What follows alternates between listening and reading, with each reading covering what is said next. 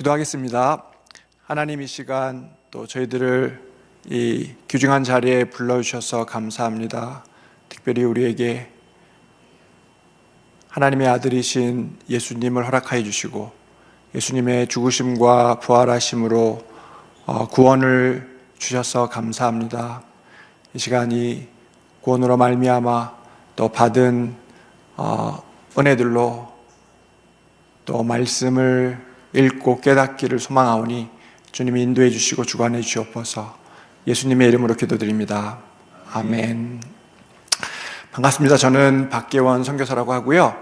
영국에서 유대인들 대상으로 사역을 하고 있습니다. 2000년 2월에 신대원 졸업하고요. 2000년 3월에 이제 영국으로 건너가서 지금까지 사역을 해왔습니다.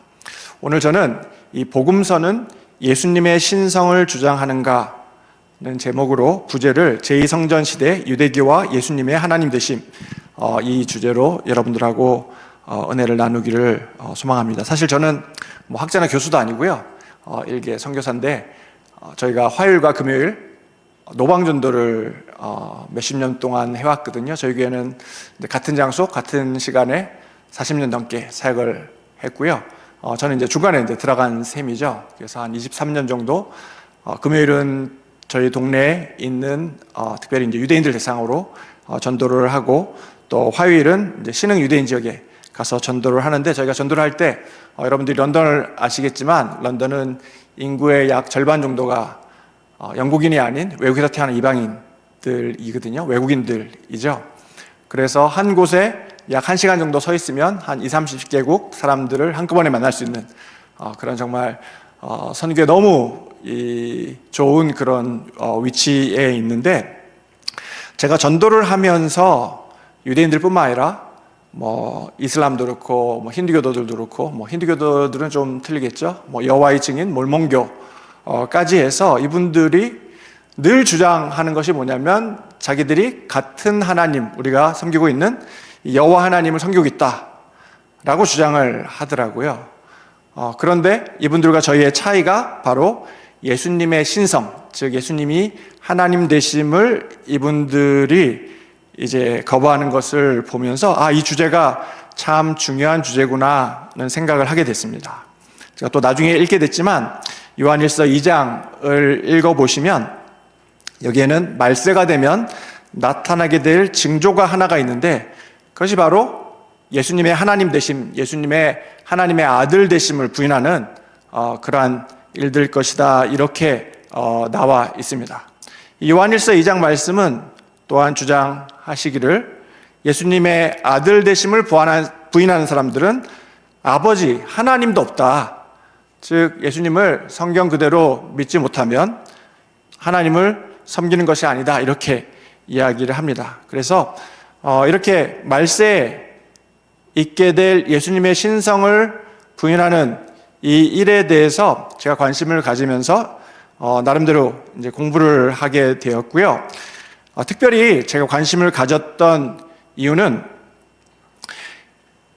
심지어 신학교에서 신학을 가르치시는 교수님들 중에서 이것을 의심하거나 또한 이것을 약화시키거나 또 여러 가지 좀 바꾸어서 우리가 전통적으로 믿었던 예수님의 신성에 대해서 부인하는 교수님들이 계시다, 신학교 내에는 사실을 알게 되었습니다. 그래서 오늘은 그 주제로 한번 저희가 살펴보도록 그렇게 하겠습니다.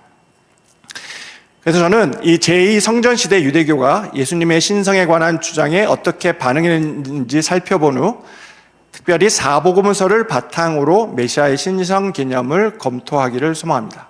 왜 제가 사복음서에 초점을 맞추려고 하냐면, 제가 원한 것이 아니고 저는 성경 처음부터 끝까지 구약으로부터 신약에 이르기까지 하나님의 말씀이라고 믿는데, 특별히 예수님의 신성에 대해서 공격하는 신학교 내 교수님들께서 신약을 다루실 때 신약의 사복음서 내에는 일단 사람의 어떤 신학이 포함되어 있는 그러한 책이다라고 하면서 좀 어떤 중요성을 약화시키는 것을 보았고, 그나마 이 예수님 특별히 관련해 가지고 있는 그대로 적었던 것이 이분들에 의하면 복음서인데, 복음서에 따르면 복음서가 우리가 믿고 있는 바와 같이 예수님이 하나님이심을 그렇게 크게 주장하지 않고 있다라고 학자들이 주장하는 것을 제가 역으로, 그러면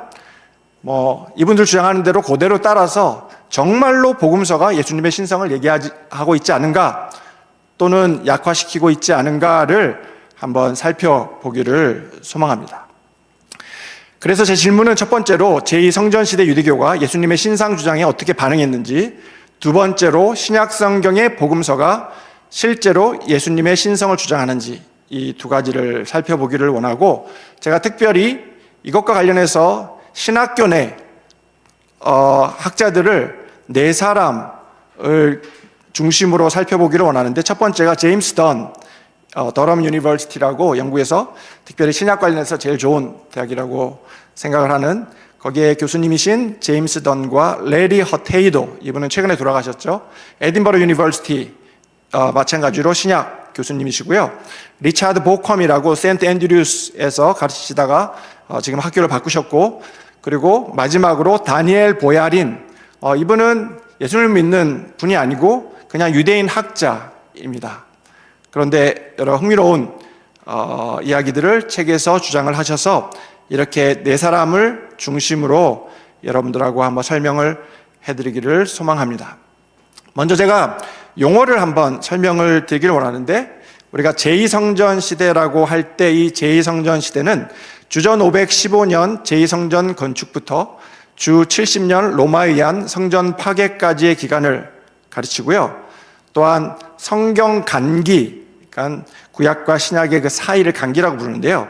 이것은 주전 5세기 전반에 기록된 히브리 성경의 마지막 책인 말라기서부터 제2성전 파괴까지의 기간을 가르칩니다. 그래서 저희가 이제 앞으로 제가 제2성전 시대 성경 간기 이런 단어를 쓰게 되면 이것은 요 제2성전 건축부터 주 70년 로마에 의한 성전 파괴까지의 기간을 가르치는 거의 동일한 시기를 지칭한다, 이렇게 보시면 되고, 예수님의 신성이라고 할 때 그 신성은 예수님이 인간이자 신이시고, 즉 신성을 가지시고 숭배를 받으셨고 또한 선지하셨다.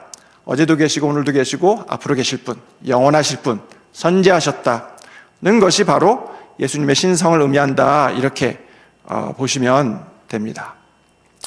그래서 제가 여러 가지 이제 설명을 드리고 결론을 여러분들께 드리려고 하는데, 그것은 두 가지인데요. 첫 번째로 유대교 내에서 예수님 탄생 전 이미 신성한 메시아, 그러니까 메시아긴 메시아인데 하나님 같은 메시아, 하나님이신 메시아에 대한 이해가 발전되었거나 적어도 점진적으로 형성되고 있었다라고 주장을 하려고 하고요. 두 번째로 복음서는 예수님의 신성을 분명히 언급한다라고 이렇게 말씀을 드리기를 소망합니다.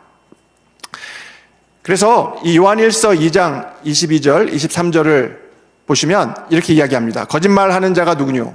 예수께서 그리스도이심을 부인하는 자가 아니뇨? 아버지의 아들을 부인하는 그가 적그리스도니 아들을 부인하는 자에게는 또한 아버지가 없으되 아들을 시인하는 자에게는 아버지도 있느니라고 이야기하십니다. 즉, 이 이야기는 아들의 예수님의 하나님의 아들 되심을 부인하는 자가 심지어 적그리스도인데, 이분들에게는 이분들이 주장하신 것처럼 아버지 또한 없다. 즉, 이분들이 아무리 우리가 섬기고 있는 하나님을 동일하게 섬기고 있다, 그 이름이 좀 예를 들면 알라가 됐거나 어쨌든 틀리지만 같은 아버지를 섬기고 있다라고 주장하더라도 예수님의 하나님의 아들 되심을 부인하게 되면 하나님도 없다는 것을 우리가 요한일서 2장을 통해서 확인을 해볼 수가 있습니다. 제가 요 사진을 보시면 이것이 이제 도모블록, 이스라엘 특별히 예루살렘 성전산 위에 서 있는 이거는 이제 모스크가 아니고 이제 모스크 같은 기능을 하지만 더 중요한 기능을 하는 그러한 이슬람의 사진이죠. 그런데 이 사진에 둘러가지고 이제 우리가 알아볼 수 없도록 아랍어로 뭐라고 적혀있냐면, 알라에게 아들이 있다고 하는 사람들은 저주 있을진저 라고 기록이 되어 있습니다. 즉, 우리 예수님께서 하나님 되심을 적극적으로 이렇게 건물에도 기록을 하고 부인을 하고 있는 것을 볼 수가 있습니다. 그래서 이제 본론으로 들어가서 과연 유대교의 제2성전 시대는 예수님의 신성 주장에 어떻게 반응했는가를 한번 살펴보도록 하겠습니다. 저는 4가지로 학자들을 분석하기를 원합니다. 첫 번째로 신적 메시아 개념의 발전 정도를 이분들이 어떻게 보셨는지, 두 번째로는 신적 메시아 개념의 강도가 무엇인지, 세 번째는 신적 메시아 주장에 대한 1세기 유대교의 반응이 무엇인지, 네 번째로 히브리 성경에 근거한 메시아 신성의 기초가 무엇인지 이 4가지로 살펴보도록 그렇게 하겠습니다. 제가 살펴보기 전에 여러분들에게 좀 말씀을 드릴 수 있는 것은, 저는 사실 제가 지금 살펴보려고 하는 대부분 분들이 정말 하나님을 제대로 믿고 있는가, 신학교 교수님인데도 그러한 질문을 던질 수밖에 없고, 또한 어떤 면에서 좀 뭐라고 표현해야 되나요? 좀 약으셔가지고, 왜냐하면 신학교 교수님이기 때문에 너무 비판을 받을 수는 없잖아요. 그래서 좀 센 이야기를 하면 또 다른 편으로는 좀 사람들이 듣기 좋아하는, 뭐 예를 들면 이제 교회 가셔서 얼마든지 하실 수 있는 그러한 이야기들을 이렇게 양쪽으로 하심으로 굉장히 책을 읽는 사람이 이해하기가 쉽지 않도록 그렇게 책을 쓴 것을 볼 수가 있고, 이렇게 이제 책을 쓰시면 저희가 그 책 자간을 읽어야 된다 이렇게 표현을 하잖아요. 그래서 제가 좀 애를 쓰고 해서 이분들이 정말 의도하는 바가 무엇인지 그 자간을 좀 파악을 하면 좋겠다는 생각이 듭니다.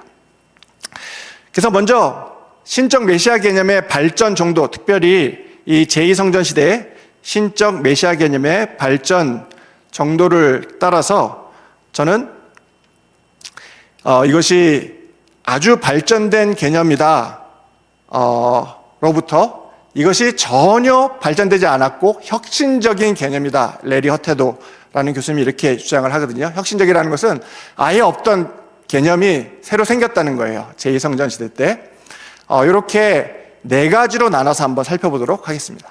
먼저 이 메시아가 또한 하나님의 아들이다는 개념이 이미 예수님께서 등장하시기 전부터 유대교 내에서 발전된 개념이었다라는 주장이 다니엘 보야린이라는 분의 주장입니다. 제가 처음에 말씀드린 것처럼 이분은 예수를 믿는 분이 아닙니다. 랍비신데 또 이 유대교 학자이지만 이제 이러한 주장을 책을 통해서 하고 계십니다. 즉 메시아의 신성 개념이 예수님 시대 이전에 이미 완전히 발전되고 인식되었다고 주장을 합니다. 저희는 이 의견에 저희가 동의합니다.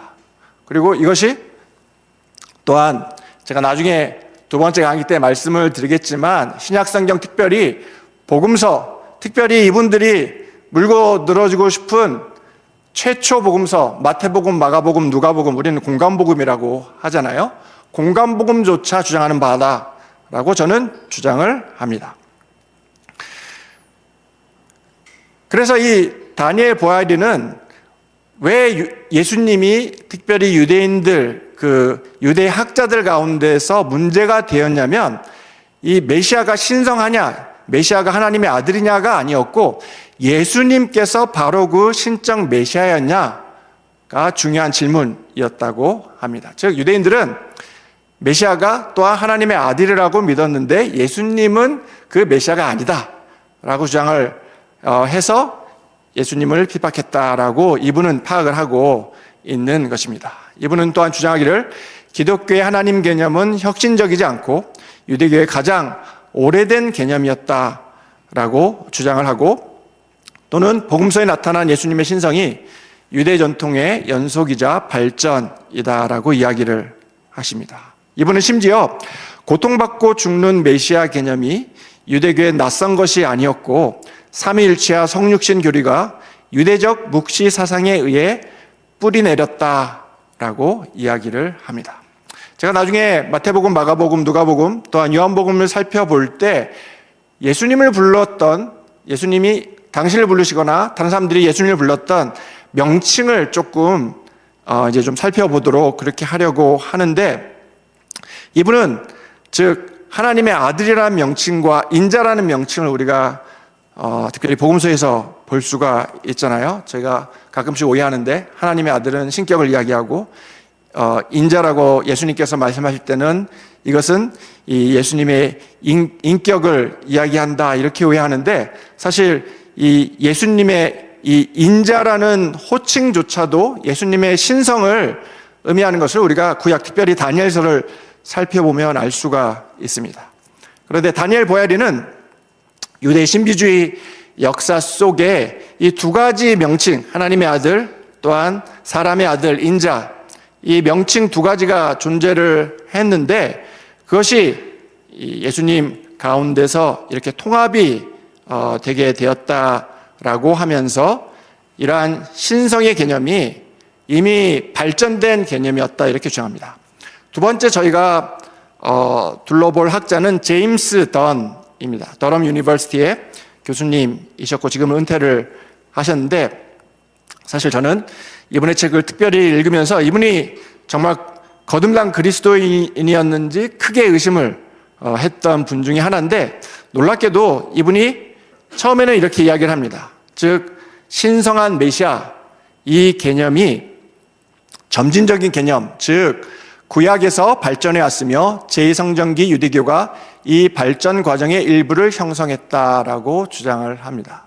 그러니까 이제 이분의 주장에 의하면 하나님 대신 메시아라는 이 개념이 예전부터 발전해 오다가 이 제2성전기 유대교 시대에 이제 꽃을 피우는 지속적인 발전 과정이었다는 것입니다. 따라서 앞서 설명한 것처럼 다니엘 보야린처럼 완성된 개념이라기보다는 제2성전기 유대교 내에 점진적으로 발전한 개념이었다, 이렇게 주장을 하십니다. 즉 이분은 신성한 메시아에 대한 사상이 유대교 전통 안에서 성장했고 이 시기 유대교 내에서 점진적으로 발전되었다, 이렇게 주장합니다.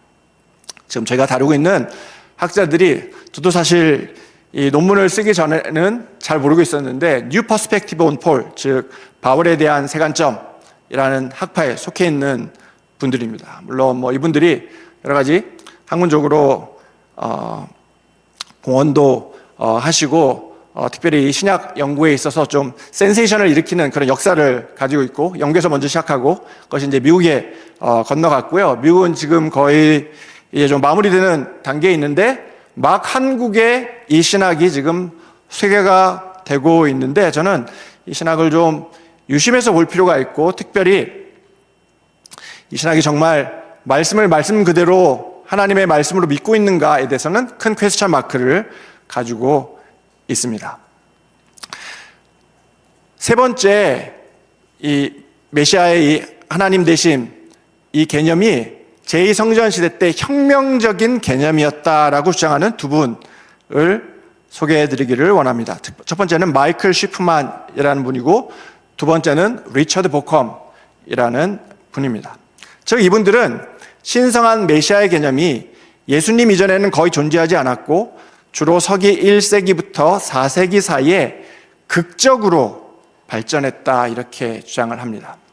이 바울에 대한 세 관점, 이분들이 쓰는 성경을 읽는 머리 역사적 예수 연구라는 방법이거든요.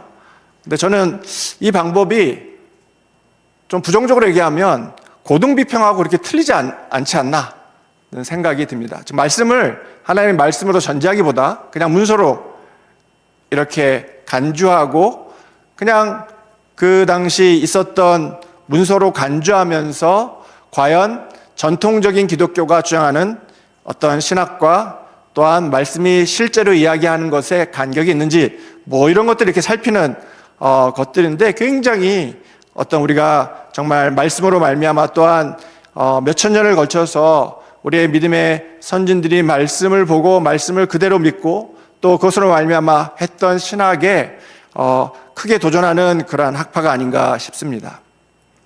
그래서 마이클 쉬프만은 삼위일체 개념이 구약 성경에는 등장하지 않지만 하나님의 계시가 점진적으로 펼쳐지고 헬레니즘적 개념이 결합되어 형성되었다, 이렇게 주장을 합니다. 즉, 이 메시아의 하나님 되심은 이렇게 혁명적인 제2성전시대에 좀 유니크하게 나타난 그런 현상이었다는 것입니다.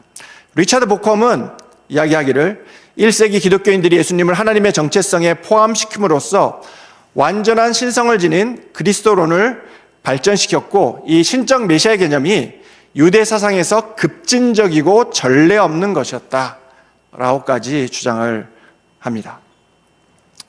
또한 이분은 바울이 유대인의 일신론적 신앙 표현 방식을 차용하되 이를 재구성하여 그리스도론적 일신론을 표현했다, 이렇게 주장을 합니다. 즉, 바울이 지금 유대인의 그 일신론적 하나님은 한 분이시다는 것을 차용을 하지만 이거를 재구성해서 하나님은 한 분이신데 그 안에 예수님이 있다, 뭐 이런 식으로 이제 주장을 함으로 말미암아 어떤 혁명적인 신학을 제2성전 시대 때 발명해냈다라고 주장을 하는 것입니다.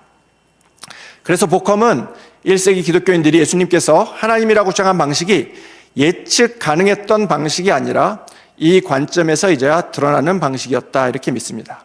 그의 견해는 이는 예상할 수 없었지만 특이한 것도 아니다.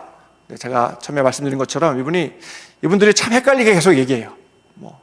굉장히 극단적으로 얘기했다가 또 보면 무슨 이유인지 모르겠지만 또 돌려서 이야기하는, 그래서 참 이해하기 좀 힘들지만 이분들의 어떤 그 전제들, 또 이분들이 가지고 있는 그 믿음들을 우리가 좀 살펴가면서 주의 깊게 책을 읽어야 되겠다고 생각합니다. 그래서 이분은 1세기 기독교인들은 유대교의 전형적인 하나님의 유일성 표현 방식을 채택했지만 유대교 전통에서는 예상할 수 없었던 방식으로 이를 발전시켜서 혁명적인 발전을 이루었다라고 이야기를 합니다. 마지막으로 제가 소개할 분은 레리 허테이도라는 분입니다. 에딘버러 유니버시티에 마치 복음주의 신학을 대표하는 그렇게 알려지신 분인데, 이분은 뜻밖에도 메시아의 어떤 신성에 대해서 혁신적인 개념이었다. 즉, 예전에는 전혀 없었던 신학이 제2성전 시대에 등장했다, 이렇게 주장합니다. 그래서 이분은 메시아의 신성에 대한 믿음이 존재하지 않았으며 제2성전 시대 기독교의 순수한 발명이었다 주장합니다.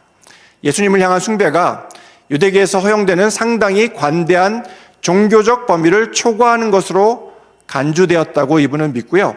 초기 기독교인들의 예수님 숭배 형태가 혁명적이라거나 기존 종교적 신명과 관행의 확장 또는 사소한 변형, 혹은 논리전 추론, 지금 앞에 분들이 주장했죠.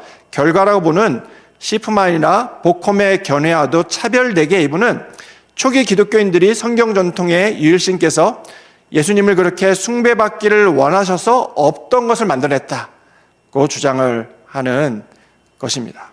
그래서 이분은 그 이유를 예수님 추종자들의 강력한 계시적 체험, 진화보다 폭발적인 변화, 근본적인 새로운 혁신, 중대하고 독보적인 발전 등의 용어로 이러한 현상들을 설명을 하면서 신성한 메시아 개념이 1세기 및 4세기 유대교에서 없던 것이 발명된 혁신적이었다고 이렇게 이야기합니다.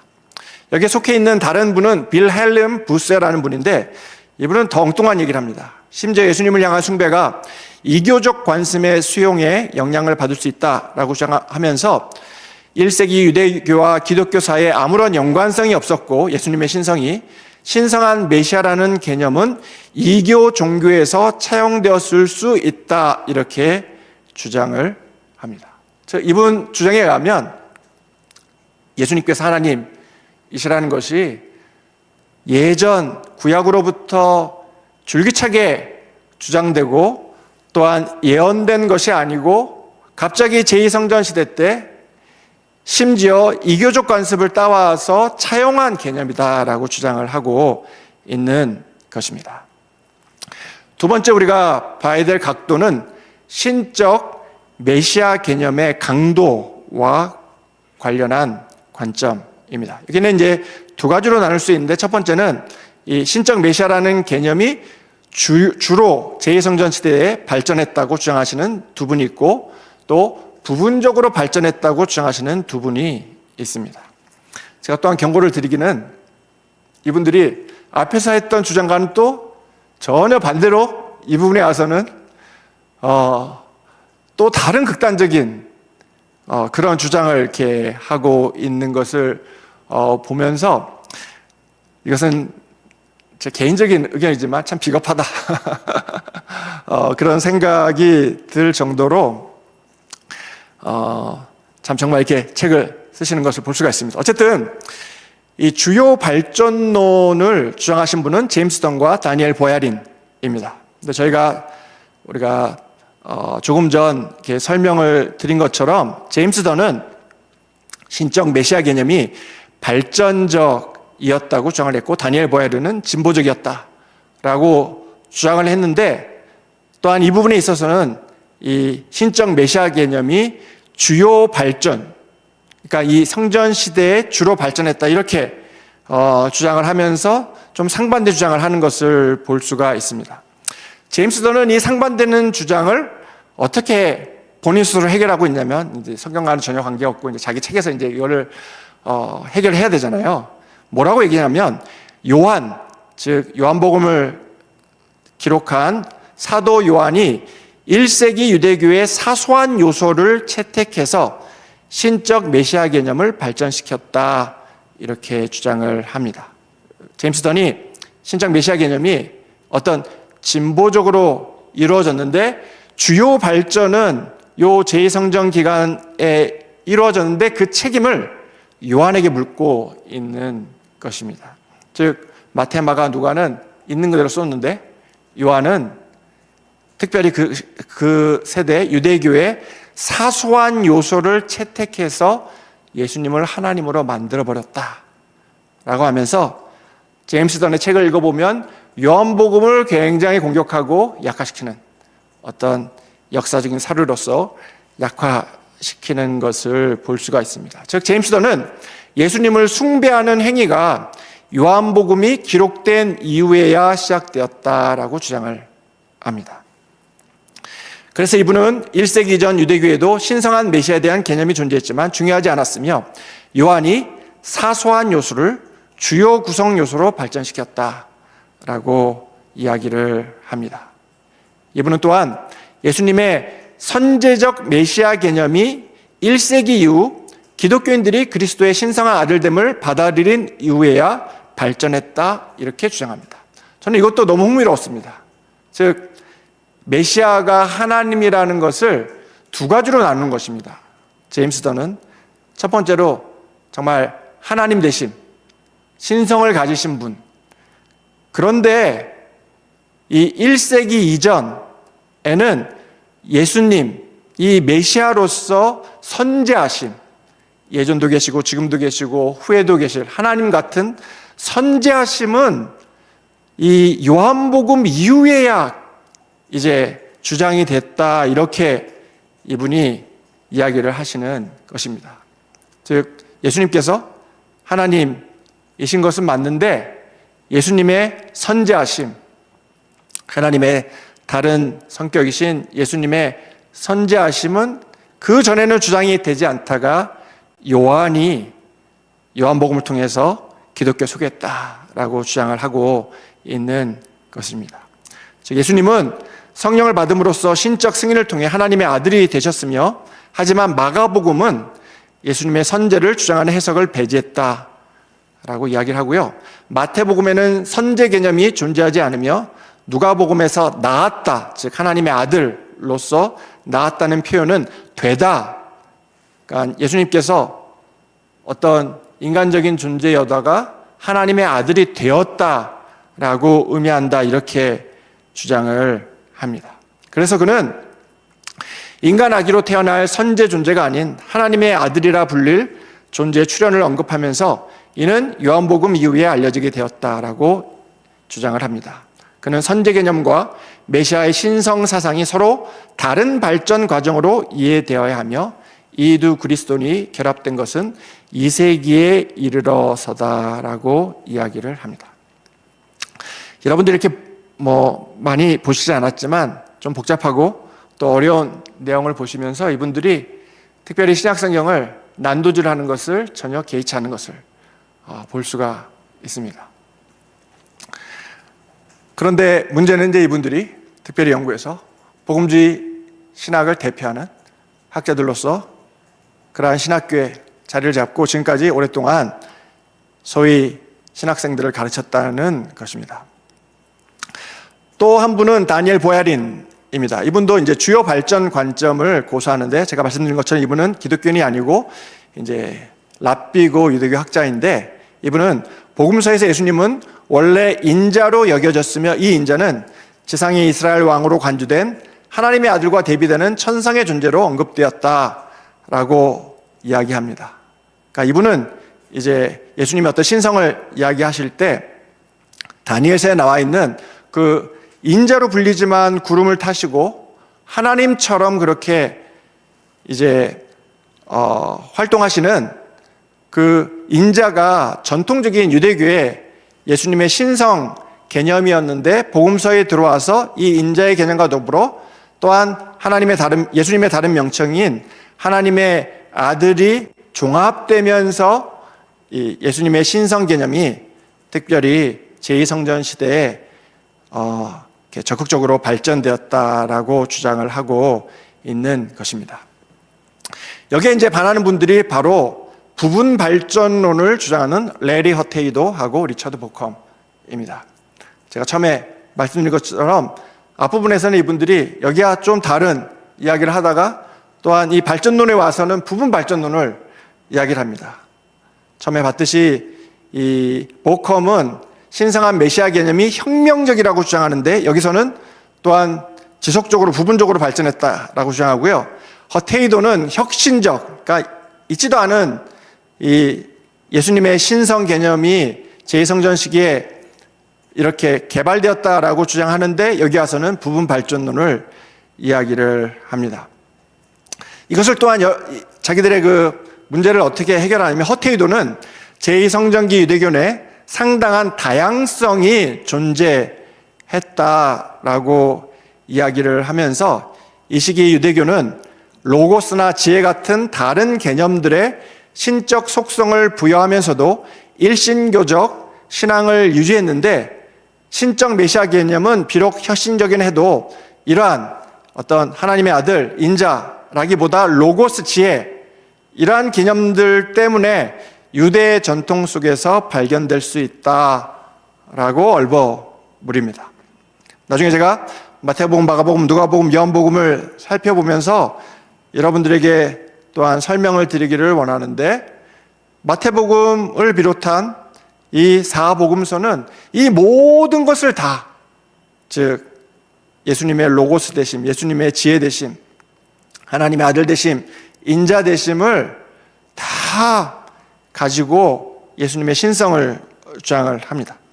하지만 이분들은 다른 성경을 가지고 있는 건 아닐 테지만 같은 성경을 가지고 있음에도 성경을 난도질해서 특별히 복음서를 난도질해서 로고스나 지혜는 예전부터 있었던 것, 하지만 하나님의 아들 인자의 개념은 예전에 없었던 혁신적인 이러면서 여러 본인들도 헷갈리는 이야기들을 하고 있습니다. 보컴 역시 1세기 기독교인들이 이제 신학 용어가 있거든요. 듀테로 이사야. 이것은 무슨 이야기냐면 이사야서가 두 가지로 나눠지고 후반기 이사야가 다른 저자에게 쓰였다라고 주장하는 저희 보수 신학에서는 절대 받아들일 수 없는 어떤 그런 이 자유주의 신학자들의 주장이 있는데 이분은 이 듀테로 이사야에 묘사된 하나님의 우주적 역사적 주권 안에 선지하고 높임을 받은 예수님을 포함시켰다라고 주장을 합니다. 즉 리처드 보컴은 예수님의 신성이 전혀 제2성전 시대 이전에는 발전되지 않았다고 주장하는데 또 여기 와서는 이 전통이 특별히 자유주의 신학자들이 주장하는 소위 후반기 이사야 40장에서 55장의 가상적 저자의 어떤 전통을 따라서 그 안에 있는 선지하고 높임을 받은 예수님을 포함시켰다라고 이야기를 합니다. 또한 저희가 볼 수 있는 세 번째 이 각은 신적 메시아의 주장에 대한 1세기 유대교의 반응입니다. 저희는 여기서 또한 두 가지로 나눌 수가 있는데, 첫 번째는 엄격한 경향이었다고 주장하는 리차드 보컨과 또 유연한 경향이었다고 주장하는 제임스 던, 레리 허테도, 다니엘 보야린입니다. 이것이 무슨 이야기냐면, 특별히 제자들이 무엇보다 예수님께서 당신이 하나님의 아들이다, 인자다 라고 주장을 하실 때 유대교가 어떻게 반응을 했을지를 복음서를 읽어보면서 이 학자들이 나름대로 주장을 한 것입니다. 리처드 보컴은 1세기부터 4세기까지의 유대교가 메시아가 신성할 가능성에 대해 엄격했다, 즉 받아들이지 않았다 라고 이야기를 합니다. 즉, 이 일신교의 부수적 결과로서의 단일신 숭배가 제2성전 시대 유대교의 주요 주제였기 때문에 예수님께서 당신이 하나님의 아들 또한 인자라고 주장하실 때 유대교가 거기에 대해서 부정적으로 반응했다라고 이야기를 합니다. 이스라엘에 대한 정체성과 더불어 하나님은 다른 피조물들과의 관계성으로도 식별이 되는데, 유대교가 그분은 만물의 창조주의자, 통치자로 알려지며 따라서 창조된 모든 것과 통치받는 걸로부터 구별되기 때문에 마치 예수님이 다른 하나님으로 소개될 때 이제 유대교가 여기에 대해서 반발을 하고 또 엄중한 그러한 위치를 주장했다라고 합니다. 그러면서 이분이 끌어들이는 것이 바로 고급 그리스도론, 하이 크리스톨로지입니다. 즉, 이분이 이제 이것을 본인도 헷갈리는 이 내용을 어떻게 좀 종합을 해볼까 하다가, 이렇게 유대교는 엄중하게 반응을 했지만 예수를 믿는 유대인 제자들은 그리스도를 엄청 올림으로, 그걸 이제 고급 그리스도론이라고 이야기를 하는데, 그래서 하나님과 동등되게 만들므로 이 예수님을, 하나님 되심을 그렇게 개발을 했다고 이렇게 이야기를 합니다. 반면에 제임스 던, 레리 허테도, 다니엘 보야린, 이분들은 유대교의 이러한 예수님의 이 신성에 대해서 유연한 경향을 가졌다라고 주장을 합니다. 즉, 1세기 유대교가 신성한 메시아 개념에 유연했다고 보면서 허테이도는 제2성전 시대 유대 사상에 변이 또는 다양한 형태의 유대교 이실론이 존재했기 때문에 예수님께서 신성을 주장하실 때 그것이 유대교 내에서 크게 반향을 일으키지 않고 받아들이는 분들이 생기게 됐다라고 해서 유연한 자세를 취했다라고 이야기를 합니다. 보야린 역시 제2성전 시대 유대교에서 일부 유대인들이 신의 대리자나 사자, 심지어 신과 세상 사이의 중재자 역할을 하는 아들이 존재한다고 믿었기 때문에 유대교가 또한 유연한 경향성을 지녔다고 하고요. 더는 신성이 인물에게 귀속될 때 일부 유대인들은 이를 문자 그대로 받아들인 반면 다른 이들은 이를 단순히 정교한 은유나 허황된 이야기로 간주했다, 이렇게 주장을 합니다. 즉, 제임스 던에 의하면 예수님께서 당신이 하나님의 아들 되심을 주장하게 될 때 대부분의 유대인들은 이것이 그냥 은유나 허황된 얘기 정도로만 취급을 했다는, 그래서 그러한 의미에서 유대교가 유연한 자세를 취했다라고 한다는 것입니다. 마지막 저희가 보게 될 이제 또한 다른 각도는 히브리 성경에 근거한 메시아 신성의 기초를 이 학자들이 어떻게 주장을 했느냐는 것입니다. 리차드 보컴은 예수님께서 당신이 하나님이심을 밝히실 때 당신을 말씀, 하나님의 말씀, 지혜 또는 어떤 영적인 그러한 의미로 주장을 했다라고 이야기를 합니다. 제가 처음에 이야기를 드린 것처럼 이 중재자적 존재, 유대교에서 그 중재자적 존재를 두 범주로 구분하는데, 첫 번째 범주는 주요 천사들과 높은 주의 조상들, 즉 사람인데, 사람이 이제 하나님처럼 높아지는 거죠. 그래서 어떤 중재자적인 역할을 하게 된다라는 어떤 유대교적 관점이 있었고, 두 번째 범죄는 하나님 자신의 의유나, 예를 들어 그의 영, 그의 말씀 또는 그의 지혜를 이야기할 때 또한 이렇게 어떤 하나님 외의 중재자적인 존재를 전통적으로 유대교가 가지고 있었다라고 하는데, 리차드 보컴은 이 후자가 예수님의 신성을 주장할 때 좀 더 무게를 두었던 전통적인 유대의 개념이었다라고 이야기를 하는 것입니다. 그래서 유대문헌이 신의 정체성의 두 번째 범주의 존재들만을 포함한다라고 주장하면서 주요 천사나 높은 주의 주상들이 신의 통치에서 큰 역할을 하지만 신과 동등한 지혜를 가진 것으로 간주되지는 않았다라고 이야기를 하게 됩니다. 즉, 리차드 보컴은 예수님께서 하나님의 아들 되심을, 또한 복음서가 하나님의 아들 되심을 주장할 때 이렇게 말씀, 하나님의 지혜, 또 하나님의 영으로서의 예수님의 신성을 이야기한다라는 것입니다. 그래서 보컴은 하나님의 말씀과 지혜의 인격화가 주요 천사들과 높은 조상들에 대한 묘사와는 다르다고 믿고, 하나님의 말씀과 지혜의 인격화가 하나님의 정체성을 발견하는 과정에서 진화했다, 이렇게 결론을 짓습니다. 반면 레리 허테이도 교수님은 복음서가 예수님의 신성을 주장할 때 이 유대교 내의 주요 천사들과 높임받은 조상들 개념에서 끌어왔다라고 이야기를 합니다.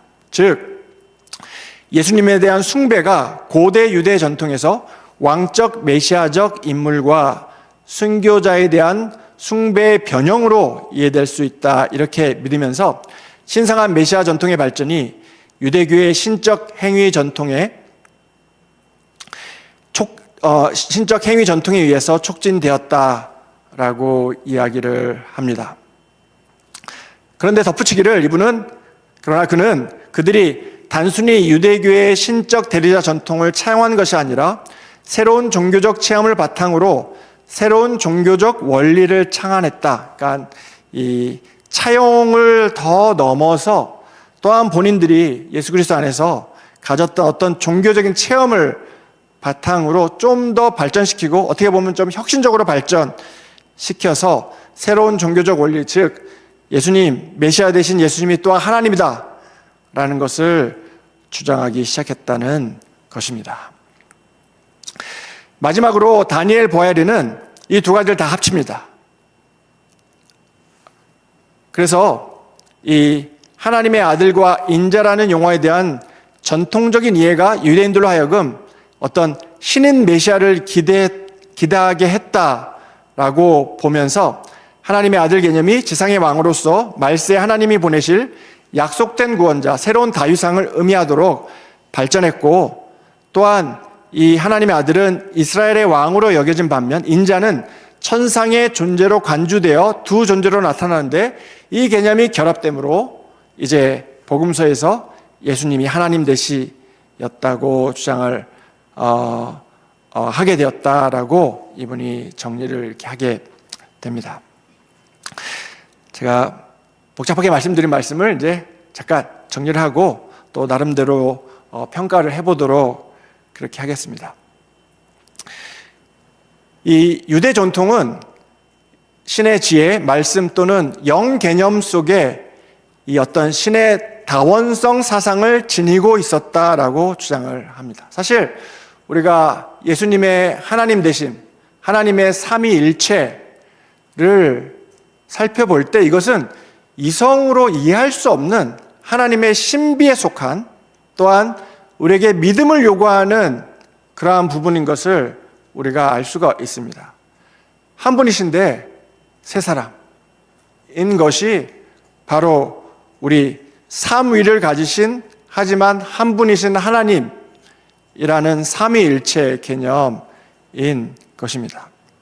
그런데 이 유대 전통에 하나님의 지혜, 말씀 또는 영 개념들이 마치 인격을 가진 독립된 존재로 특별히 구약에 많이 등장하게 되는데, 저희들은 이러한 개념들을 통해서 메시아 되신 예수님의 또한 하나님 되심을 유대 전통에서 얼마든지, 이것이 새로운 개념이 아니고 얼마든지 발전된 개념으로서 등장하게 된 것을 믿을 수 없는 이유는 전혀 없습니다. 그런데 우리가 예를 들면 좀 한 가지 굳이 양보를 해야 된다고 하면, 이 삼위일체라는 개념이 복음서에서부터 이렇게 완전히 수립되었기보다는 삼위일체적 특성을 복음서가 주장했다. 그런데 이것을 교회가 이제 여러 가지 니케아 회의라든가 칼세돈 회의를 거치면서 특별히 이단들과 접하면서 예전부터 또한 복음서에서 주장된 이 예수님의 어떤 삼위일체적 인식을 정립을 하고 정리했다 정도만 우리가 인정을 할 수가 있습니다. 구약에서 이미 즉 삼위일체 하나님 개념이 존재했으며 여러 도전 속에서 점진적으로 발전했기에, 또한 우리는 제2성전 시대 유대교에서 이 삼위일체 개념이 주로 발전했다기보다 예전부터 사실 이미 정리된 그러한 어떤 개념인 것을 우리가 또한 알 수가 있습니다. 그리고 이런 어떤 구약의 배경이 있기 때문에 이 시기 유대교의 성격이 어느 정도 유연성을 지녔다라고 또한 우리가 평가를 할 수가 있습니다. 이 즈비 사단이라는 분이 이렇게 얘기합니다. 유대교는 삼위일체 가능성을 거부하는 외부적 모습을 보여주지만 내부 논쟁을 통해 때로는 논란의 여지가 있는 방식으로 신의 다원적 통일성을 표현할 수 있다고 인정을 합니다. 즉 이러한 이중성, 좀 엄격해 보이지만 내부로서는 충분히 여지가 있는 이러한 이중성은 수많은 신학적 도전과 상충되는 가르침 앞에서 엄격함이 필요했기 때문에 발생했지만, 유대교 내부에는 신에 대한 사고에서 유연성의 증거가 얼마든지 존재하고 또한 그 존재할 수 있는 가능성이 충분히 있습니다.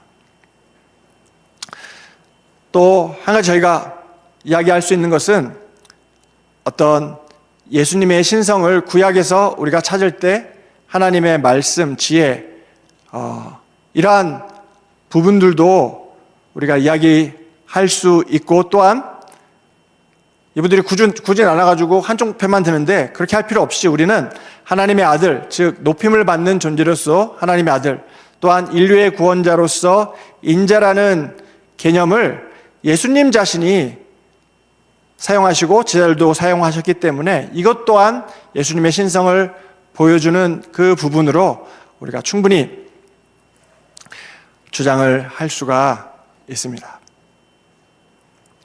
이러한 머리 좋지만 제가 볼 때 성경을 하나님의 말씀으로 믿지 않고, 더 심각한 것은 복음주의 신학자라고 주장을 하면서 신학교에서 제자들을 키우고 하는, 또한 본인들 내부에서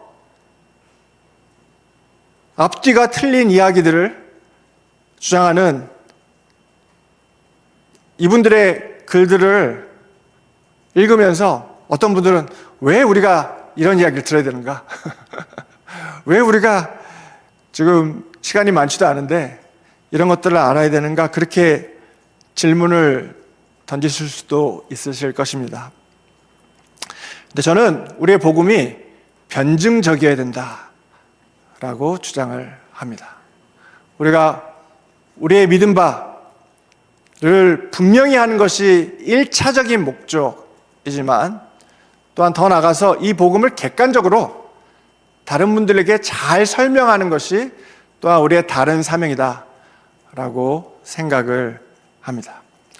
근데 이 2차적인 사명을 해보려고 노력을 하다 보면 이것이 또한 노력이 요구되고 가끔 우리가 원하지 않는 일들을 해야 될 때가 있는 것을 발견을 합니다. 그 중에 하나가 이렇게 별로 알고 싶지도 않고 믿지도 않은 이러한 앞뒤도 안 맞는 이러한 이야기들을 읽어내야 되는 것인데, 왜 읽냐면, 물론 이분들이 저희가 변증을 잘한다고 자기들 생각을 바꾸진 않겠죠. 하지만 이분들의 영향을 받고 있는 분들에게 최소한 우리가 믿는 바, 또한 성경이 얘기하고 있는 바들을 또한 객관적으로 증명함으로 이러한 미혹에 빠지지 않도록 하기 위해서입니다. 우리 두 번째 시간에는 그러면 이분들이 주장하는 것처럼 과연 복음서들은 예수님께서 하나님이심을 주장하지 않거나 이상하게 주장하거나 하는가를 우리가 복음서를 직접 살펴봄으로 우리의 신앙을 한번 점검해 보도록 하겠습니다. 감사합니다.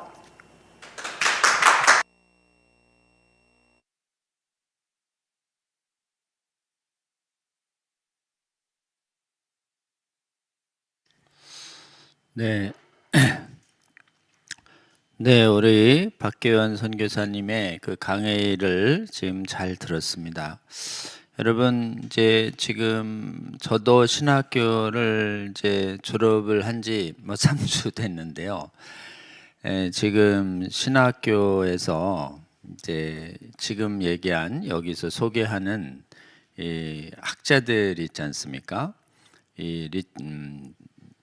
특히 그 제임스 던 같은 그 학자들, 보컴 이런 학자들의 주장들을 이렇게 배워요. 그 책을 놓고 이렇게 자꾸 이렇게 배운다고요. 그래서 이들의 주장에 상당히 많은 우리나라 그 신학 교수들이 이분들의 책을 배우고 이게 옳다고 생각해서 또 우리나라의 그 신학교의 전도사들한테 이런 주장을 가르쳐요.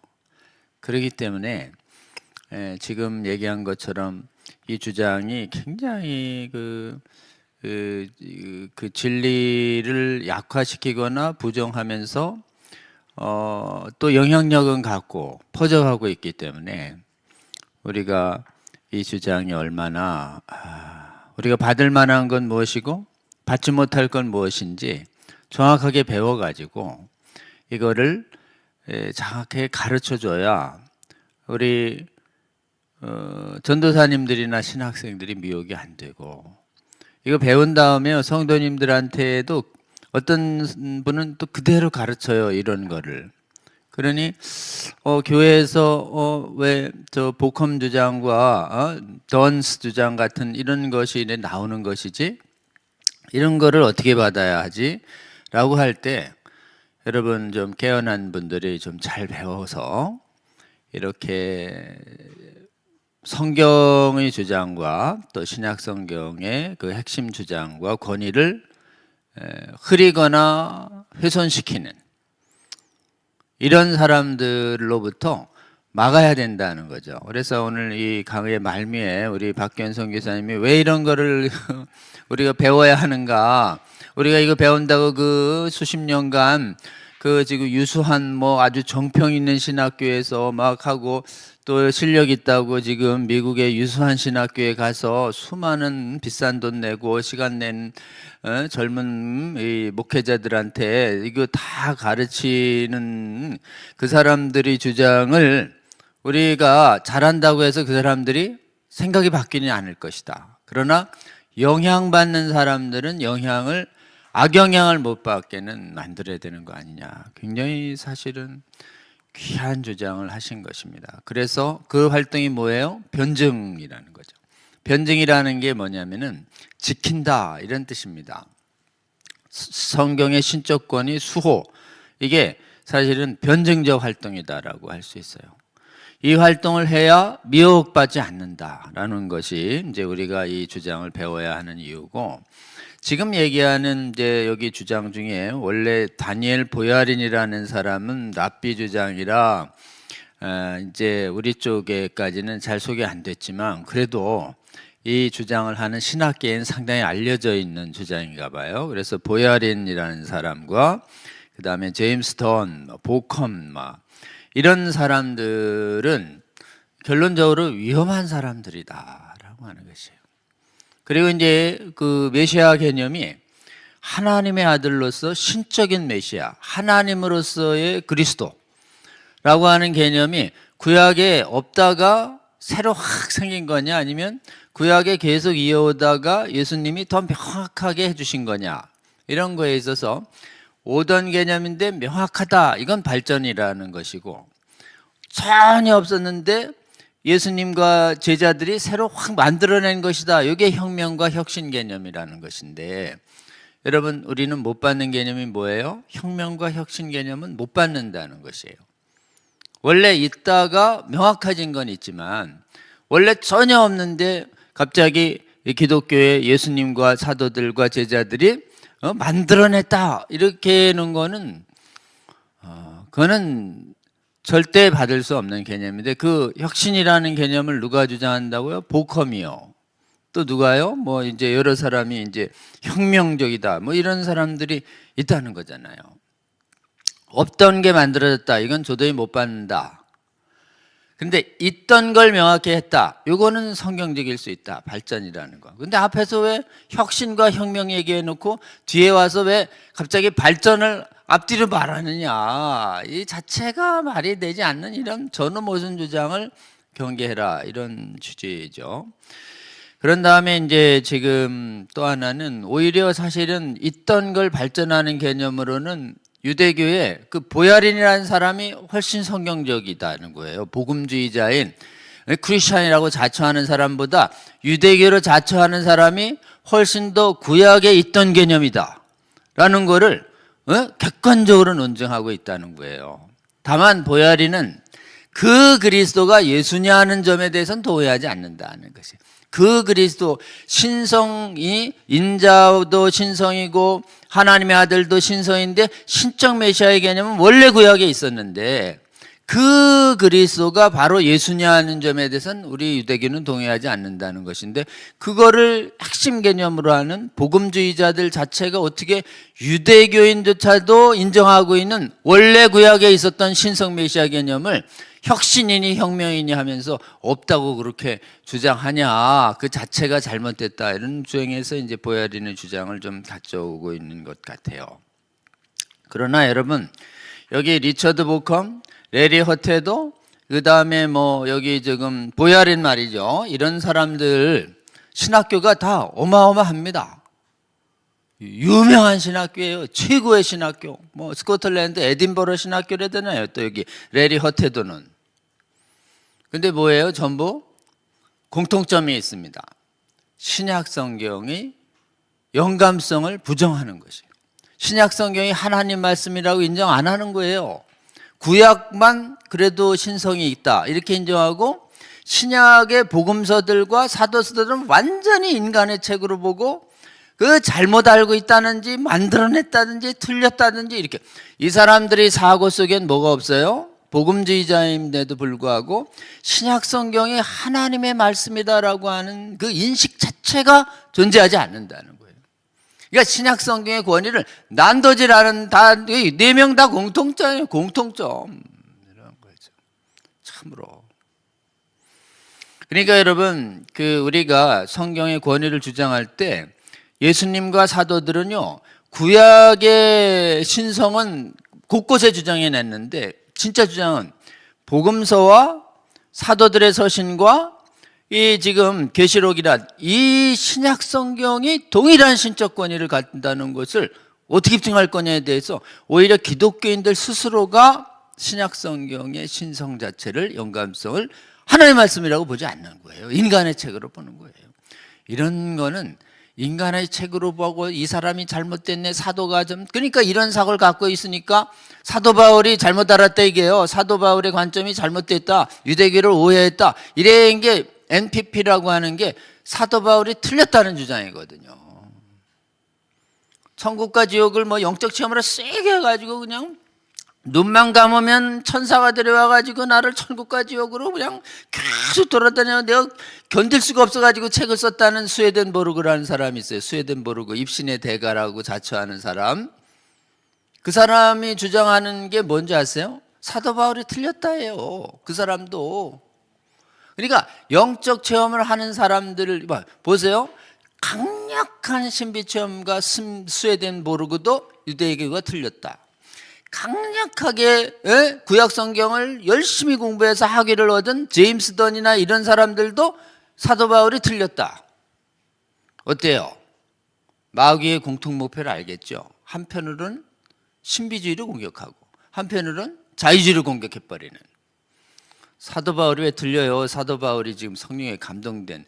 베드로도 사도 바울의 서신은 구약 성경과 동일한 권위로 사사로이 풀지 말라고 그 동일하게 하나님 말씀을 이걸 내 얘기로 어기라고 얘기돼가지고 지금 교회 2000년 역사 동안 구약과 신약을 동일한 권위로 사도라고 해요. 사도. 사도는 무슨 뜻이냐? 신약의 선지자들이에요. 신약의 말씀을 전할 수 있는 하나님의 말씀과 예수님의 복음을 가장 권위 있게 풀 수 있는 사람 오직 사도. 구약은 선지자, 신약은 사도. 사도 이외에 아무도 복음을 권위 있게 주장할 수 없어요. 그러니까 사도적 권위. 그러니까 마태 사도, 요한 사도, 그다음에 누가복음은 베드로 사도의 권위를 이어받은 기록, 누가는 사도 바울의 권위를 이어받은 복음서. 다 사도들의 기록 아닙니까? 다 사도들의 기록. 사도들의 권위를 부정하는 순간 신약 성경이 하나님의 권위가 없어지는 것이에요. 그러니까 여러분, 신약의 가르침은 사도적 가르침이라고 얘기할 때 그것은 선지서와 동일한 권위로 여겨져야 돼요. 자, 이렇게 사도다 그러면 하나님 말씀을 오류 없이 설명해 주는 분, 이렇게 이해하셔야 돼요.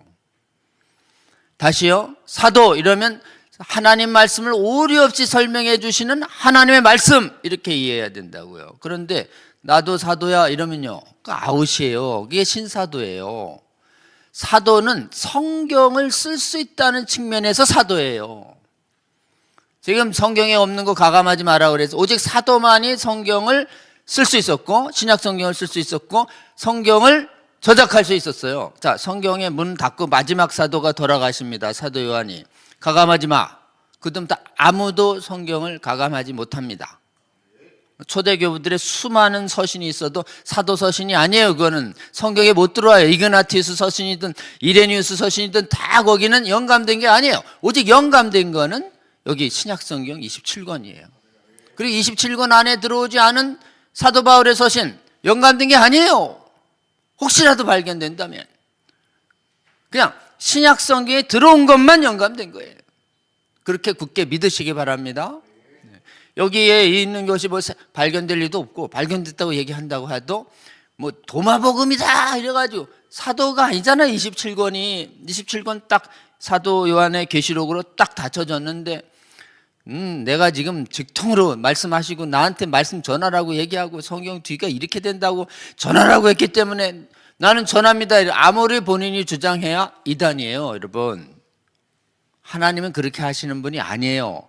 예? 근데 기독교 역사상 수없이 영적 체험을 해가지고 성경을 더 쓴다라는 사람들이 그렇게 많이 나타나고 지금도 성경에 없는 얘기 하나님이 나한테 지난밤 꿈에 영적으로 나타나셔서 성경 열심히 읽어라 얘기하시면 그런 분은 좋은 하나님 성령님이에요. 꿈에 나타나는데 성경에 더해서 더 알려줄게 이런 분은 쫓아내지 않으면 여러분 큰일 나셔요. 여러분 지금까지는 맞게 얘기했는데 이분이 지금부터 성경을 못해내. 아웃이에요. 아웃. 그렇게 성경을 더할 수 있는 분들이 안 돼요. 나 성경을 더할 수 있다라고 하시는 분들이 저 신사도들인데 아주 악한 것입니다. 여러분, 성경을 그 다음에 성경을 좀 배웠다고 해서 이성으로다가 막 사도 바울의 서신이 틀렸네 맞았네 그렇게 성경을 해석하면 안 되네 이런 사람들이 전부 누구냐? 신약학자들 중에 그렇게 많은데 그렇게 많은 신학자들 중에 오늘날 신학이 발달했다는 영국과 미국에서 유수한 신학교에서 수많은 제자들을 길러낸 사람들, 대표적인 사람들이 얼마나 헛소리를 하는지 보세요. 여러분, 이게 헛소리라는 것이 이제 오늘 헛소리만 들었어요. 오늘 헛소리만 들었다고. 다음번에 3월 14일에 진짜가 나와요. 이제 이런 지금 오늘의 주장 자체는 여러분 이렇게 헛소리 하십니다라는 얘기를 사실은 영국에서 신학학위를 하시면서 용기 있게 이렇게 얘기해 줘야 되는데, 여기 한국에서 영국에서 제임스 더니니 뭐 이제 허테이더니 이런 사람 밑에서 학위 받고 온 사람들 헛소리 똑같이 해요. 헛소리. 이래서 이분이 귀하시다는 거예요. 그리고 이제 제가 곧 이어서 우리 이제 4시 반부터 성순성 하는데, 구약 성경에 원래 있던 신적 메시아 개념이 얼마나 선명한지 몰라요. 아주 뭐 선명한데요. 그게 예수님이 가르쳐준 방식대로 볼 때 선명해져요. 신약 성경 없이 볼 때는 약간 희미해요. 근데 신약의 붓으로 이렇게 탁 비추잖아요. 선명해요. 이게 뭐예요? 이게 발전 개념이에요. 이게 발전 개념. 네? 원래 있었어요. 있었는데 인봉을 해가지고 앞뒤로 뭔가 희미하게 보여요. 근데 예수님이 인봉을 딱 떼서 쫙 풀어주니까 선명해지는 거예요. 이게 없던 게 아니에요. 인봉을 뗀다, 열어서 설명해 준다는 개념이 원래 있던 걸 이렇게 분명히 얘기해 주는 거지, 없었던데요, 야 예수님 새로 만들었다, 이 복음이 아니에요. 이걸 발전 개념이라고 그래요. 이걸 점진적 발전 개념이라고 하기 때문에 성경이 잃었던 비밀을 풀어주시는 분, 성경에 닫혔던 인봉을 여시는 분.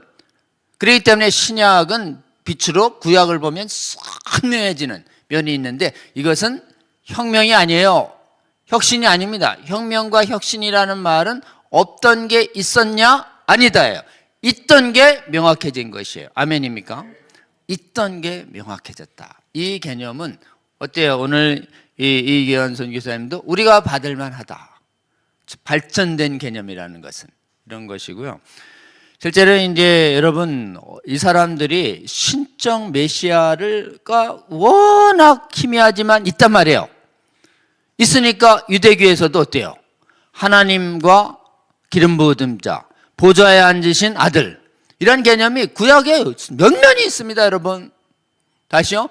하늘 보좌를 보니 중앙에 어제도 계시고 영원히 계시던 분이 계시는데, 그 오른쪽에 인자의 구름 타고 오시는 영원한 메시아가 오른쪽에 기름 부은 자로 분명히 있다는 얘기가 계속 있어요. 여호와와 그 기름 부은 자. 시편 2편에도 나와요. 여호와와 그 기름 부은 자. 병렬로, 병렬로. 이 병렬로 나오는 그 기름 부음 받은 자가 원래 유대교 안에 있었기 때문에 유대교 안에 있는 학자들도 허심탄회하게 논의해보자 이러면 어때요? 하나님이 아버지인 분도 있고 아들인 분도 있고 이렇게 삼위일체적인 성령도 있고, 그러니 삼위일체적인 논의가 유대교 안에서도 있을 수 있다는 거예요. 공식적으로는 유니테리안인데 성경의 구약 성경이 삼위일체를 실체를 갖고 있기 때문에 구약 성경을 그냥 정직한 마음으로 보는 유대교 학자 내에서도 삼위일체적 논의가 어때요? 내부적으로는 다양하게 논의될 수 있다. 부정할 수가 없으니까. 공식적으로는 없다. 이렇게 돼요. 이런 부분들에 대해서 너무 제가 보기엔 잘 설명해 준 굉장히 좋은 강의인데, 제가 오늘 2번째 들었거든요. 오늘 사실은 우리 박경성 기자님이 이거 녹음하시고 지금은 이 영국에 계셔요. 그런데 지금 요 2번째 들었는데, 처음 들었을 때는 거의 안 들리던 게 2번째 들리니까 상당 부분 들어와요, 여러분. 근데 아직도 좀 안 들어오는 게 있어요, 저도. 왜냐하면 그 사람들의 책을 그대로 인용해서 막 이렇게 얘기하거든. 논문 쓴 내용식으로 얘기를 하니까 이렇게 주의 있게 부르지 않으면 그 의미 잘 안 들어오는데, 여러분 그래도 어떻게 해야 돼요? 오늘 마지막에 들렀어요. 마지막에 왜 이걸 배워야 합니까? 알고 싶지도 않고 믿고 싶지도 않고 앞뒤도 안 맞는 얘기인데, 너무 정확하죠? 알고 싶지도 않고 믿고 싶지도 않고 앞뒤가 안 맞는 얘기들, 이 권위자들의 얘기, 이 사람들이 지금 현실적으로 오늘날의 목사들과 신학 교수들과 전도사들의 스승 역할을 하고 있기 때문에, 이 독약을 먹는 사람들이 전 세계에 퍼지고 있기 때문에 배워야 된다, 안 배워야 된다? 배워야 된다는 거죠. 그리고 이 박계원 선교사님의 이거 어렵다고 안 하잖아요. 여러분 미혹돼서 제임스 던 따라가요. 복음 따라가고. 저희 학교의 어느 교수님은 유수한 신학학자인데 복음이 자유주의자라고 얘기는 하면서도 와, 이 히브리서 이 복음 해석을 봐요. 이야, 최고의 최고. 이렇게. 복음 숭배한다니까. 복음을 경계할 내용을 얘기를 안 해요. 우와, 신약학자로서의 복음. 어우, 미쳐버려, 그냥. 여러분, 그러니까 복음이 이렇게 헛소리 했다는 주장을 알고 있어요? 복음의 말을 다 따라가면 안 되겠구나. 제임스 던이 헛소리를 했다는 걸 알고 있어요? 제임스 던 얘기를 안 쫓아가요. 제임스 던 숭배론자와 복음 숭배론자들 한국에 많다니까요. 이런 거죠. 그러니 우리가 그 교수들을 바꾸지는 않겠지만 그 교수들을 믿고 따랐던 사람들은 바꿀 수 있지 않냐. 앤드류 월스를 그냥 막 예수님 다음으로 권위 있는 존재라고 저한테 막 그냥 그런 식으로다가 막 앤드류 월스를 칭찬하던 선교사님이 계셨어요. 정말 복음주의적이신데 앤드류 월스에 대한 미련을 못 끊어요. 그래가지고 우리가 앤드류 월스 여기 지금 이 20명 가까이가 앤드류 월스를 다 때려버렸잖아요. 그랬더니 그제서야 그냥 앤드류 월스로부터 돌아서는 사람들이 생기고 있는 것처럼 이 시대 우리가 싸워야 할 주적들이 누구예요? 여러분, 우리 여기서 뭐 자유주의, 막 신비주의 이단 막 이제 주로 주장을 가지고 때리잖아요. 근데 실제로는 그런 말을 하고 존경을 한 몸에 받는 분들이 이 실존하고 있다니까요. 신령하신 분들이 아프리카 교회와 남미 교회의 수많은 대형 교회를 이끌면서 오늘 아침에 주님이 저에게 말씀하셨습니다. 여러분, 뭐 이런 식으로 와, 뭐 이런 분들이 그냥 아프리카 교회에 수두룩하고 그런 분들이 기도원 차려가지고 막 기도원에 가서 그런 분들한테 은혜 받겠다는 분들이 오늘날 우리나라에 존재하고 그 다음에 지금 여기 리처드 모커민이 이런 걸 주장하는 사람들이 오늘날 전 세계 신학교에서 목회자들을 오염시키고 있는 이 시대에 우리가 살고 있기 때문에 자, 공부해야 돼요, 안 해야 돼요? 공부를 해야 되는 거예요. 자, 이런 사람들의 헛소리를 뭐로 분별할까요? 우리는 구약 성경이 정확하게 뭐라고 말하고 있는가? 신약 성경이 정확하게 뭐라고 말하고 있는가? 그래서 정확하게 말하는 걸 비추어서 다르게 가르치네요. 다른 복음이네요. 다른 예술 전하네요. 다른 영을 말씀하시네요. 아주 정확해요, 여러분. 사도 바울이 말씀하신 다른 예수, 다른 영.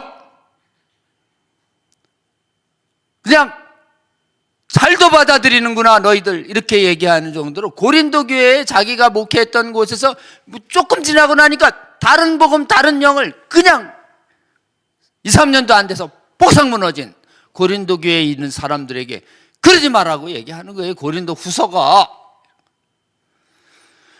고린도 후서에서 나타났던 현상이 지금도 계속되는 것이에요. 다른 예수 전하는데 신이 인간 예수 전하는데 갖다 들이밀고 막 다른 영 얘기하는데 지금 성경으로 역사하는 성령이 아니라 그냥 막 성경과 관계없이 신접한 영을 성령이라고 주장하면서 따라다니고 이런 거는 우리가 경계해야 되는 상황이고 우리가 열심히 배워야 이 사람들이 주장하는 내용들을 그대로 들어야 돼요.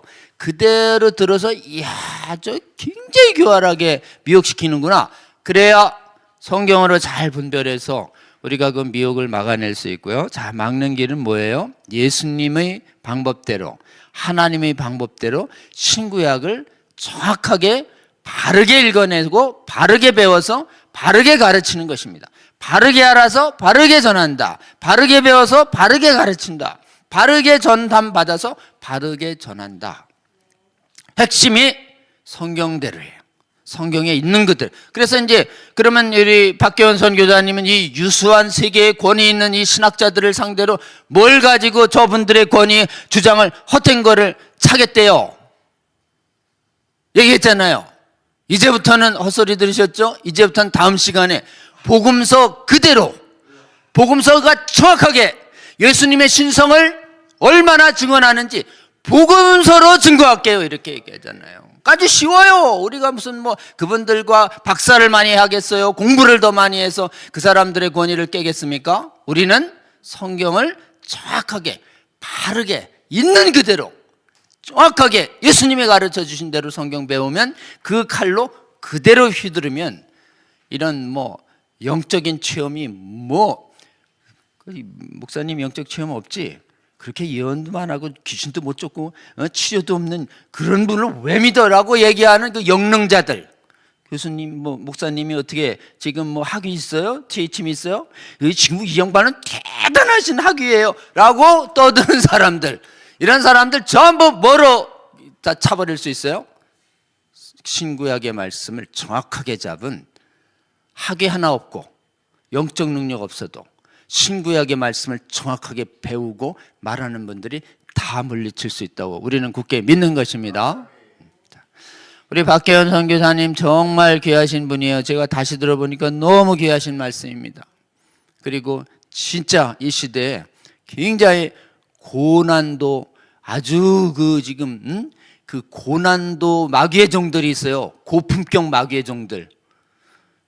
이런 분들을 아주 효과적으로 미혹을 막는 귀한 강의니까 여러분 반복해서 들어주시고, 특별히 이 강의에 도움이 될 만한 사람들, 특히 영국과 미국에서 유학 갔다 오거나 유학 갔다 온 분들을 가르침을 좋다고 하는 사람들이 있어요. 그분들에게 꼭 전해서, 이번 강의와 다음번 강의는 3월 14일에 두 번째 강의가 있습니다. 그 시리즈 강의 두 개를 딱 잡아서 여러분 특별히 이번 살아있는 이단이에요. 살아있는 이단을 척결하는 힘을 얻는 귀한 강의니까 여러분 잘 들어주시고 활용해 주시길 바랍니다. 우리 다시 한번 짧지만 한번 기도하길 원하는 것은, 하나님, 우리 박계원 선교사님 귀하신 사역하고 계시고 또 귀하신 강연하시고 귀하신 저술 활동하고 있습니다. 그리고 특히 정말 자유주의가 만연된 곳에서 얼마나 자유주의가 복음주의로 자처하며 이 시대의 교회의 지도자들과 목사들을, 후보자들을 미혹시키고 있는 그 현실을 잘 설명해 주셨는데, 앞으로도 더 좋은 강의로 미혹을 깨고 미혹을 막아서는 이런 변증 강의 잘하게 하여 주시고, 특별히 유대인 선교를 위해서 유대인들이 여러분 성경에 증거하는 예수님의 신성을 부정하는 자들에게 정말 예수님의 하나님 되심을 잘 변증해서 완고한 유대인들을 전도하는 데 하나님 박계현 선교사님의 사역을 귀하게 축복하시고 활용하여 주시옵소서. 그리고 하나님, 이 강의를 통해서 한국과 세계교회에 신구약의 성경이 증거하는 예수님의 신성을 잘 정말 강력하게 배우고 설득하는 교사들과 목회자들과 성경교사들과 성도들이 많아지게 하여 주시옵소서. 주여 한번 부르고 기도합니다. 주여. 아버지, 오늘 박계원 선교사님의 아버지 귀한 강의를 통해서 오늘날 영국과 스코틀랜드, 미국 안에서 하나님 복음주의로 자처하는 교수들에 의해서 얼마나 악한 강의들이 진행되고 있는지 그 실체를 알게 하시니 하나님 감사합니다. 주여, 이 악하고 교활한 예수님이 너무도 명확하게 증거하는 신구약의 아버지 하나님의 말씀을 부정하거나 하나님 교활하게 약화시키는 아버지 거짓 교사들이 얼마나 많고, 이들의 미혹을 알지 못한 채 추종하는 사람들이 얼마나 많으며, 이들에 의해서 어떻게 예수님의 하나님 되심에 대한 믿음이 오염되고 파괴되고 있는지를 오늘 현실을 보게 하시니 감사합니다. 이런 때일수록 하나님이 성수협을 일으켜 주시고 이 성수협을 통해서 이 악한 강의의 실체를 폭로하게 하시고, 이 강의를 통해서 하나님 세상의 추종을 받는 거짓 교사들의 미혹을 막아서는 이 귀한 강의가 제공되게 하시니 감사합니다. 우리 박계원 선교사님, 하나님 고독하지만 자유주의가 편만한 영국에서 복음을 가지고, 특히 가장 복음이 어렵다는, 전도가 어렵다는 유대인을 상대로 하나님 그 수십 년 동안 하나님 순전하게 복음을 증거하며 완고한 유대인들을 구원하는 데 하나님 사용하여 주시니 감사합니다. 그 경험을 가지고 주님 신구약의 성경이 예수 그리스도의 하나님 되심을 하나님 명확하게 증거하는 이 귀한 강의를 하게 하시고 글을 쓰게 하시니 감사합니다. 우리 박계원 선교사님을 성령으로 함께하여 주시고 그분의 강의와 글위에 더욱더 함께하여 주셔서 하나님 이 강의를 듣는 자들이 더 많아지게 하여 주시고 이 강의를 통해서 하나님 미혹된 아버지의 수많은 성도들이 하나님 거짓된 신학으로부터 돌아서는 역사가 있게 하여 주시기를 원하고 하나님이 박귀한 선교사님이 걸어간 그 길을 본받아 하나님 정말 신구약의 성경 말씀의 가르침을 흐리고 조롱하고 왜곡하는 올바 정말 숱한 거짓 신학에 맞서서 올바르게 성경의 하나님의 말씀됨을 하나님 잘 배워 증거하는 신학자들이 나타나게 하시고 말씀교사들이 나타나게 하여 주셔서 주여 말씀이 올바로 외우고 가르치는 속에서 하나님 교회의 믿음이 회복시키시는 하나님 주의 일꾼들을 하나님 많이 세워지게 하여 주시옵소서. 감사드리며 이 모든 기도 우리 주님 예수 그리스도의 이름으로 기도합나이다. 아멘. 몇 가지 광고 드리고 하겠습니다. 성수협 채널이 오늘부터 2시부터 시작됩니다. 1시간 이렇게 일찍 시작된 것을 양해를 부탁드리고요. 또 성선성 강의도 저녁 강의, 밤 강의보다 주간으로 좀 옮겼습니다. 이 강의를 이렇게 널리 공유해 주시는 운동 계속해 주시고 시간 변경 전부 주간으로 됐습니다. 형편 되시는 분들 주간에 오셔서 특히 바로 배워주시고요. 저희들의 사실은 성수협의 목적은 누구든지 성경을 예수님의 뜻대로 바르게 잘 배우고 읽어서 예수님과 사도들처럼 기록된 성경의 권위로 천국 복음을 증언해서 수많은 사람을 전도하고 구원하는 분들이 많아지게 하는 것이 저희들의 주된 목표입니다. 우리가 거짓을 분별하고서 진짜를 전할 수 있어야 돼요.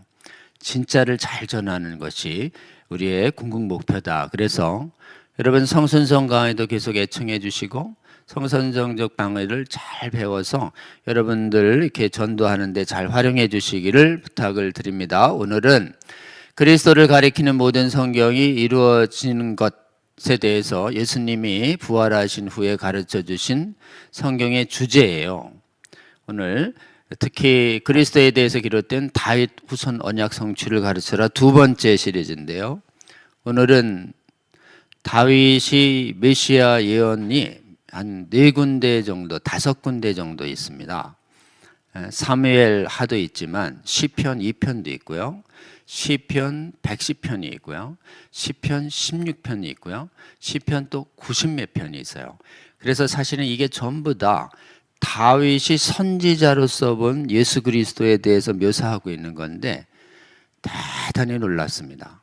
다윗은 탄식이 위로시만 쓴 이 지금 시편 작사가 아니에요. 다윗은 예수님이 보시기에 선지자라고 그랬어요. 무엇보다도 다윗의 글을 선지자의 글로 인용해서 예수 그리스도를 가장 정확하게 본 선지자의 하나로 예수님이 인정하고 있다는 것을 오늘 잘 배워서 다윗의 후손으로 오시는 예수 그리스도라고 얘기할 때 원래 구약 성경을 바로 읽었다면 아까 얘기한 것처럼 보야린처럼 바르게 읽었다면 신적 메시아다라는 걸 인정할 수밖에 없다라고 하는 게 아주 오늘 분명하게 드러납니다. 그리고 나서 다시 예수님이 인봉을 열어요. 인봉을 열어서 더 명확하게 가리키기 때문에 예수님에 의해서 아주 흐렸던 것이 선명해지도록 이 인봉을 여셔가지고 어떻게 또 풀어지는지에 대해서도 같이 봐야 한다라고 하는 것이죠. 오늘 그걸 증거하려고 합니다. 여러분 꼭 함께 들어주시고 잘 공부하셔서 여러분이 천국 복음을 전하고 알려주시고 가르쳐서 많은 분들을 전도하는 데 유용하게 사용해 주시기를 바랍니다. 다음이요. 소그룹 모임이 있습니다. 소그룹 모임 매주 목요일 5시에 있습니다. 형편이 되시는 분들은 현장에 오셔고요. 나누는 시간을 하면서 서로 각자 나누는 통해서 굉장히 은혜가 됩니다. 또 자기가 입으로 나누면서 실제로는 강의하거나 교육하거나 전도하는 예비훈련도 할 수 있어요. 온라인의 참여도 허락합니다. 줌으로도요. 여러분 이 강의를 들으시고 특히 소그룹 모임에 오셔야 이게 남습니다. 이게 흘러가지 않고 우리 영혼에 딱 새겨지게 하기 위해선 소그룹 모임이 꼭 필요합니다. 소그룹 나이문을 통해서 천국 복음 전도자들이 잘 세워지도록 하는데 소그룹에 참여를 적극 권유드립니다. 온라인 참여도 환영합니다. 다음이요. 기도를 하기를 원합니다. 일주일에 한 번은 예수님이 권하신 산기도 가서 우리 기준이 있습니다. 겟세마네에서 우리 예수님이 제자들 산기도 가자 그랬는데 예수님은 늘 산기도 하셔서 열심히 하시고 지금 십자가 앞두고 막 밤새 전 기도해야 되는데 제자들은 하도 산기도를 안 해버릇해가지고 가서 잘잖아요. 졸잖아요. 그래서 예수님이 3번이나 깨우신 다음에 한마디 하시죠. 1시간이라도 깨어 기도할 수 없더냐? 그러니까 예수님이 정하신 산기도의 미니멈 시간이 1시간이에요. 1시간. 그때 1시간이나 지금 1시간이나 똑같습니다. 이게 예수님이 말씀을 굳게 믿을 때 1시간 이상 산기도하는 건 굉장히 하나님이 기뻐하신다고 봐야 합니다. 그래서 우리 1시간 이상 합니다. 8시 반에서 오셔서 각자 흩어서 기도하고 9시 40분에 모여서 합심으로 20분 이상 기도하고 옵니다. 하나님이 원하시는 기도 우리 같이 합니다. 먼저 하나님의 나라를 구하는 기도하는데요.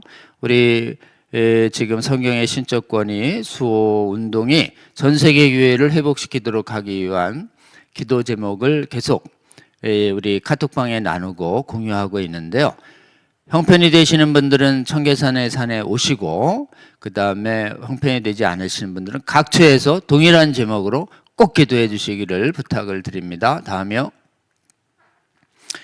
네, 다음번 강의는 우리 이제 창조과학회 또 우리 그 교수님들이 오셔서 또 오십니다. 이경호 교수님은 한 달 인터벌이 있어서 2번째 강의는 이제 다음에 예정되어 있는데요. 그 중간에 우리 하주원 교수님 오시는데 지금 현재 창조과학회 회장이시고 경희대학교 의대 교수님이십니다. 진화가 과학적으로 증명된 사실인가? 라는 것을 지금 진화론을 대적하는 성경적 강의를 해 주실 텐데요.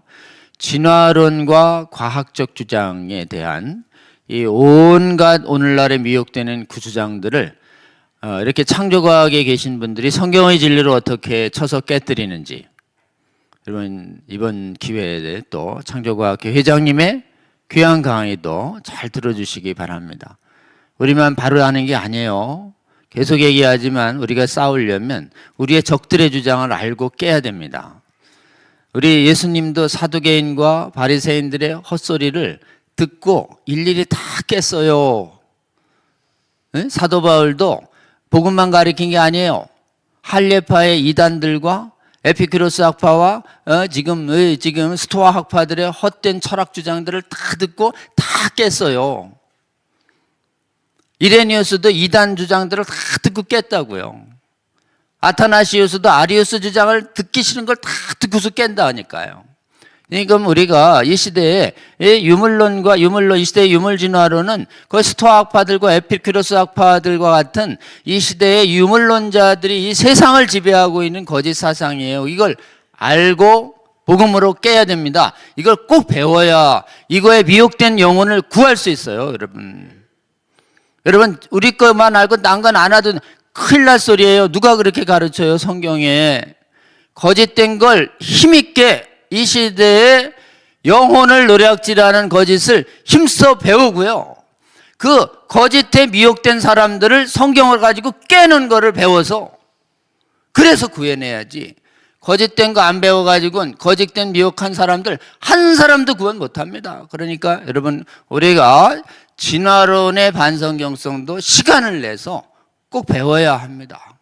자, 하주원 교수님 강의 잘 들어주시고 워낙 또 베테랑이세요. 현재 한국창조과학회 회장을 역임하고 계십니다. 하주원 교수님 강의도 기대하시며 기도해 주시고 다음번에도 꼭 참석해 주시고 현장 강의를 놓치신 분들은 녹화 방송도 꼭 진화론으로 오염된 대학생들이요 여러분의 청소년들한테 반드시 듣게 하셔야 됩니다. 듣게 하지 않으면 이 독이 그냥 스며들게 돼 있어요. 다음번 강의도 여러분 기대하시며 함께 해주시기를 부탁을 드립니다. 오늘 긴 시간 이제 끝날 때가 됐습니다. 68회 강화에 또 새롭게 변경된 시간에 함께 해주신 성수협 성도 여러분 감사드립니다. 계속 함께 해주시기를 부탁드립니다. 고맙습니다. 다음 주에 뵐게요. 감사합니다.